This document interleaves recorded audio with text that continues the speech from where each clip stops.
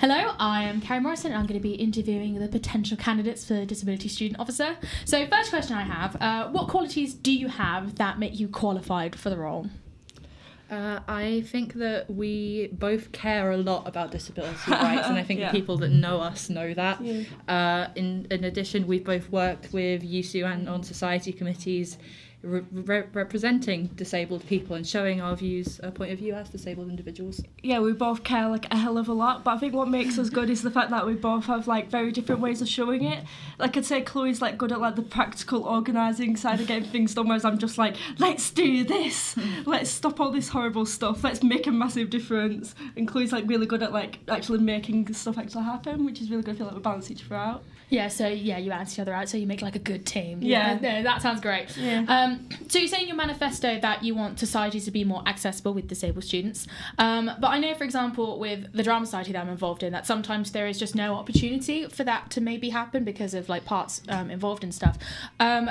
Could you expand on how, in what ways you would make the various types and struggles of societies be more inclusive? So I think I've been on the Societies Committee this year representing the Games and Fandom Societies, and I agree. I think it's different per society, and I think we need to create a structure of rules to make online media of societies more accessible, and then with individual societies I think we can both meet and discuss with certain societies their individual concerns if they have them and ways that they can change to make it more accessible. Yeah, we were also talking about before about maybe having some kind of training for societies to like show them how they can do this, because I think sometimes when you're not disabled it becomes scary, like you want to include people but you don't know how to do it because you don't have personal experience with that. And sometimes it's just like really simple things like making sure there's more breaks or making sure that writing on the scripts is a different colour in bigger type and stuff. It's like, it's surprisingly simple.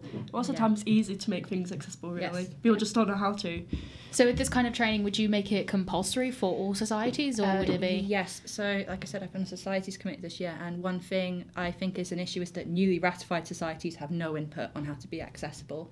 And we've been working on that this year with mentoring, but I think that as a part of President's training, when the new society committees come in, I think that could be implemented in there. And then, like I said, with newly ratified societies, I think even if we just give them a document with information on how they can be more generally accessible, that would be a good start. Yeah. Mm-hmm.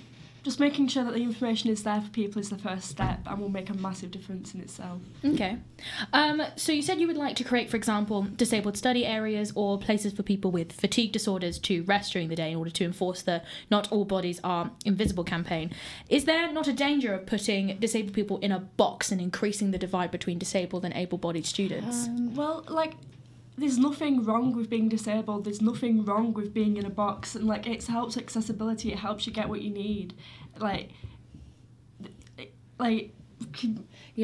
think that first of all there are already disability accessible study rooms in the library that we've been using a lot recently actually, that increase the amount of time you can have in them and how much you can book a week, and I've been using them my entire 3 years here and I have never felt separated from other students. I think it's just the small steps we can take to make life easier, and I don't think that necessarily separates you from other students. I think it's just very small changes. Okay. Yeah.